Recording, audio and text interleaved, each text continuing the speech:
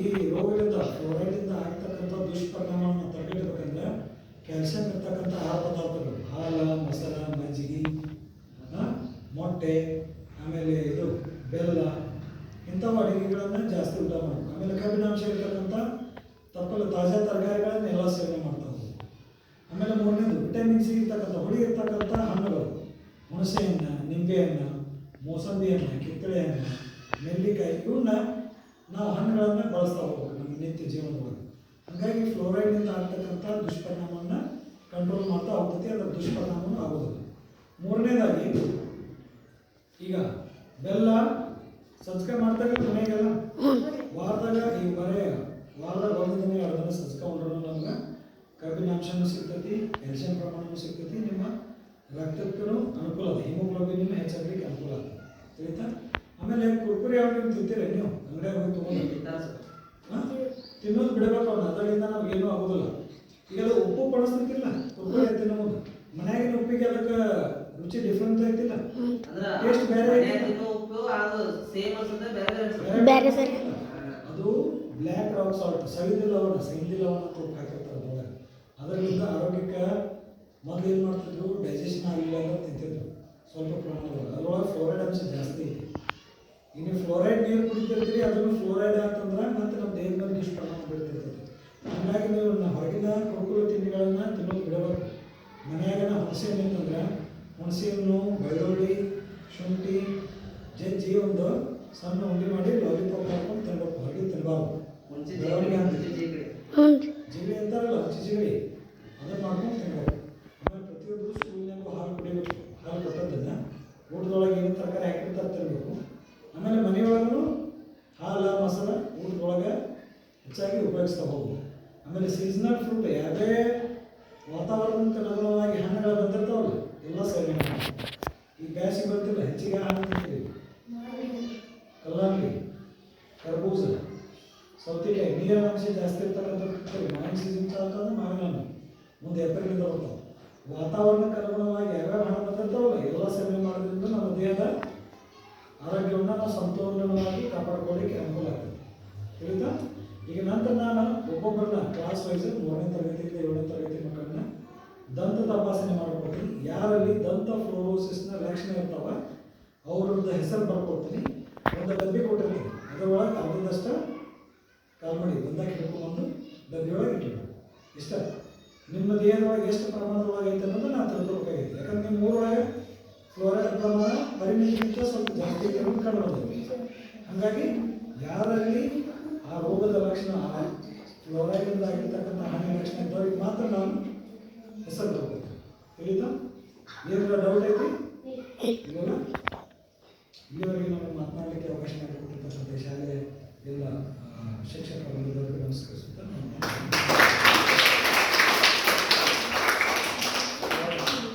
ನಮ್ಮ ವಿಜಯ್ ಮಹಾಂತೇಶ್ ಸರ್ ಅವರು ಒಂದು ಜಿಲ್ಲಾ ಆಸ್ಪತ್ರೆಯಿಂದ ಬಂದಿದ್ರು ಸಹ ಅವ್ರ ಮಕ್ಕಳೊಂದಿಗೆ ಮಕ್ಕಳಾಗಿ ಎಷ್ಟು ಸವಿವರವಾಗಿ ಹೆಂಗೆ ಫ್ಲೋರೋಸಿಸ್ ಅಂದ್ರೆ ಏನು, ಅಥವಾ ಫ್ಲೋರೈಡ್ ಕಂಟೆಂಟ್ ಮತ್ತು ಫ್ಲೋರೋಸಿಸ್ ಅಂತ ರೋಗನೂ ಒಂದು ಐತಿ. ಫ್ಲೋರೈಡ್ನಿಂದ ಬರೋದು ಫ್ಲೋರೋಸಿಸ್. ಈಗ ಮೊನ್ನೆ ನಮ್ಗೆ ಇದು ಒಂದು ಪ್ರಶ್ನೆ ಕೇಳಿ ಏನಪ್ಪಾ ಅಂದ್ರೆ ಅದು ರಕ್ತ ಹೀನತೆ ಅಂತ ಹೇಳ್ತೇವೆ. ಈಗ ಗಾಯ ಹಾಕಂತೀವಿ, ಏರು ಬಿದ್ದರೆ ಅಂತಂದ್ರೆ ರಕ್ತ ಸೋರಾಕ್ ಶುರು ಮಾಡಿದ್ರೆ ಸ್ವಲ್ಪ ಒಂದು ಅರ್ಧ ಗ್ಲಾಸ್ ನೀರು ಕುಡಿದ್ರೆ ರಕ್ತ ನಿಂತು ಬರುತ್ತೆ. ಆದ್ರೆ ಯಾರಿಗೆ ಅರ್ಧ ಗ್ಲಾಸ್ ಅಲ್ಲ, ಒಂದು ಸೆರಿಗೆ ನೀರು ಕುಡಿದ್ರು ಅಂತ ರಕ್ತ ತಳಗಳ ನಿಂತಿರುತ್ತಲ್ಲ ಅವರಿಗೆ ರಕ್ತಹೀನತೆ ರೋಗ ಅಂತ ಹೇಳ್ತಾರೆ. ಅದನ್ನ ಫ್ಲೋರೋಸಿಸ್ ಅಂತ ಹೇಳ್ತಾರೆ. ಅದು ಯಾಕೆ ಉಂಟಾಗ್ತಾ ಇದೆ? ಮತ್ತೆ ಇವ್ರು ಸರ್ ಹೇಳಿದ್ರಲ್ಲ, ಈ ಬೋರ್ವೆಲ್ ನೀರು ಕುಡಿದ್ರಿಂದ ಏನಾಗಬೇಕಪ್ಪ ಅಂದ್ರೆ ಅದು ಒಳಗೆ ಹೋಗಿ ನಿಮ್ಮ ಹಲ್ಲೆಲ್ಲ ಪುಡಿ ಹಾಕೋ ಆಡಿ ಹಿಂಗೆ ಆಡಿದ್ರೆ ಹಿಂಗೆ ಹಲ್ಲು ಕಿತ್ಕೊಂಡು ಕೈ ಬರ್ತದೆ ನೋಡ್ರಿ. ನಮಗೆ ಬಿಟ್ಟದ ಆದ್ರೆ ಒಬ್ಬೊಬ್ಬರ ಹಲ್ಲು ಹಿಂಗೆ ಆಡಿದ್ರೆ ಸಾಕು ಕಿತ್ತು ಕೈ ಬರ್ತದೆ, ಹೌದಾ? ಒಬ್ಬೊಬ್ರ ಮ್ಯಾಡಿಗೆ ಮ್ಯಾಗಿಂದ ಆಟ ಆಡೋ ನಾವು ಮೊದಲೇ ಗಿಡಮಂಗಿ ಅಂತ ಆಟ ಆಡ್ತೀವಿ ಸರ್. ಈಗ ಗಿಡಮಂಗಿ ಆಟ ಅಂತಂದ್ರೆ ಒಂದು ಕೋಲ್ ಇರ್ತದ್ರೆ ಆ ಕಡೆ ಕಲ್ಲು ಇರ್ತಾವ. ಒಬ್ಬ ಏನ್ ಮಾಡೋದು, ನಮ್ಮ ಕಡೆದಾಗ ಏನ್ ಮಾಡ್ತಾನ, ಅದನ್ನ ಹಿಂಗೆ ಹಾಕಿ ಹಿಂಗೆ ಮುಗಿತಾನ. ಇನ್ನೊಬ್ಬ ಏನದು ಕಳ್ಳ ಅದಾವ ಏನ್ ಮಾಡ್ಬೇಕ, ಅದನ್ನ ತಗೊಂಬಂದ 2 ಭಾಗ ಮಾಡಿ ಆ ಬರಗೋಡದ ನಾವು ಗಿಡ ಹತ್ತಿ ನಿಂತಿರ್ಬೇಕು, ಹೌದಾ? ಆ ಒಬ್ಬ ಗಿಡ ಹಾಕಿ ಬಂದ್ ನೋಡಿದ್ರೆ ಇನ್ನೊಬ್ಬ ಬಂದ ಲಾಕ್ ತೆಗದ ಅಂತಂದ್ರೆ ಮತ್ತೊಳ್ಳೆ ಅವನೇ ಹೋಗ್ತಾನೆ. ಇದು ಗಿಡಮಂಗಿ ಆಟ ಅಂತ ಹೇಳ್ತೇವೆ. ಅದಕ್ಕೆ ಅಂತ ದೊಡ್ಡ ಗಿಡದಿಂದ ಗಿಡ ಗಿಡಗಳು ನಮ್ಗೆ ಅವಾಗ ಏನಾಗ್ತಿಲ್ಲ.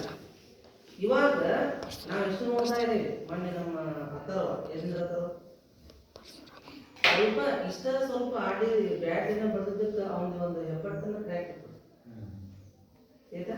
ಅವನು ಮತ್ತೆ ಯಾರು ಶ್ರೇಯಸ್ ಅವ್ಗೆ ಹಾ ಕ್ರಿಕೆಟ್ ಸಿಗಿಸೋದು ಮತ್ತೆ ಸಾಬನ್ ಇದ್ದೀನಿ ನೋಡಿ ಇಲ್ಲ ಕಡ್ಡಿ ಪೈಲವಾನ್ಗಳೇ. ಆಮೇಲೆ ಇವು ತಿಂದಿದ್ದು ನೋಡ್ರಿ ಎಲ್ಲ ಬೆಳವಣಿಗೆ ಇವೇನಪ್ಪ ಬರೀ ಕೊಡ್ತಿರ್ತಾರ ಅದು ಹಿಂಗಾಗ್ತದೆ. ಅದಕ್ಕೆ ನಿಮ್ಮ ಮನ್ಯಾಗ ಹೇಳಿ ಸರ್ ಭಾಳ ಚಂದ ಹೇಳಿದ್ರು. ಈ ಮುಂಚೆಲ್ಲ ನಾವು ಮನೆ ಕೆಲಸ ಏನು ಮಾಡ್ತಿದ್ವಿ ಶನಿವಾರ ಅಂತಂದ್ರೆ ಒಬ್ಬರ ಮನ್ಯಾಗ ಮುಂಚೆ ಅಲ್ಲ, ಒಬ್ಬರ ಮನ್ಯಾಗ ಉಪ್ಪ, ಒಬ್ಬರ ಮನ್ಯಾಗ ಎಣ್ಣೆ, ಒಬ್ಬರ ಮನ್ಯಾಗ ಕೆಂಪು ಖಾರ, ಒಬ್ಬರ ಮನ್ಯಾಗ ಬೆಳ್ಳುಳ್ಳಿ, ಒಬ್ಬರು ಹೋಗಿ ತೊಗರಿ ಕಟ್ಟಿಗೆ ತರೋದ್ರಿ ಏನು ಎಲ್ಲ ಒತ್ತಟ್ಟಿ ಕೊಟ್ಟಿ ಕೆಲಸ ಒಬ್ಬ ಅಕ್ಕ ಇರ್ತಿಲ್ಲ ಆಕಿ ಎಲ್ಲರಿಗೂ ಸಮನಾಗಿ ಹಂಚ್ಕೊಡಾಕಿ. ಈ ರೀತಿ ನಾವು ಅವಾಗ ತಿಂದಿದ್ದು ಈಗೂ ನೆನಪೈತಿ. ನೀವು ಪ್ರತಿಯೊಂದು ನಿಮ್ಮ ಅವುಗಳಿಗೂ ಪುಸ್ತಕಿಲ್ಲ, ಆಮೇಲೆ ನೀವು ಅಂತ ತಿನ್ನ ಮಾಡಿಕೊಟ್ರು ನೀವು ತಿನ್ನೋದಿಲ್ಲ. ಹಿಂಗಾಗಿ ಇವತ್ತು ನಿಮ್ಮ ಆರೋಗ್ಯ ಹಿಂಗಾಗ್ತದೆ. ಅದು ದಯವಿಟ್ಟು ಆರೋಗ್ಯವೇ ಭಾಗ್ಯ, ಅದಕ್ಕಿಂತ ದೊಡ್ಡ ಸೌಭಾಗ್ಯ ಮತ್ತೊಂದು ಇಲ್ಲ.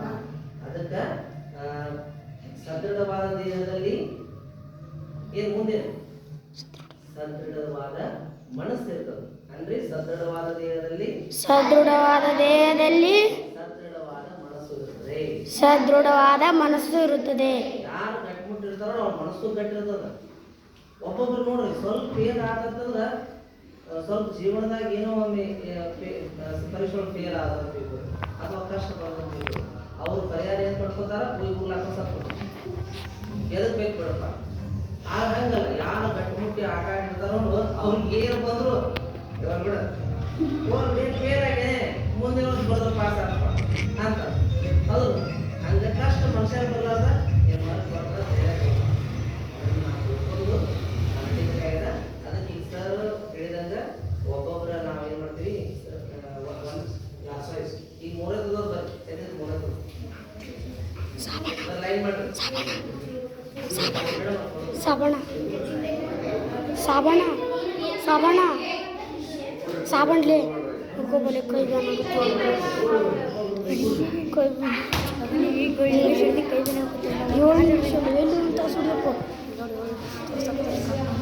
ಕಾಣ್ತು ಅಂತ ಜರಾನೇ ನೀನು ಬಂದ ನಾನು ಹೇಳ್ತೀನಿ ಚಲ್ತಾನ ಏ ಬಾಲ್ಯ ಸಾಬಣ ಸಾಬಣ ಬಾಲ್ಯ ಇಡಿ ಮೇಲೆ ಕೈ ಡುಕದ್ಲಿ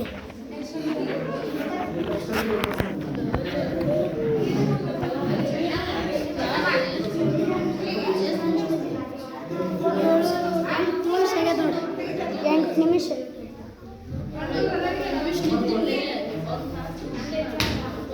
ಹೋಗ್ಲಿ ಹಲೋ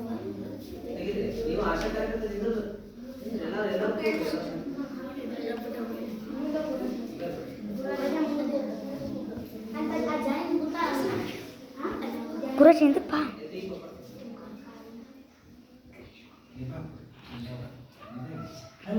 ಅಲ್ಲಿ ತೋರ್ಸ ಸ್ವಚ್ಛ ಹಾಕ್ತಿರ್ಬೇಕಾ ನೀವು ಕ್ಲಾಸ್ ಅಲ್ಲೇ ಕೊಡಿ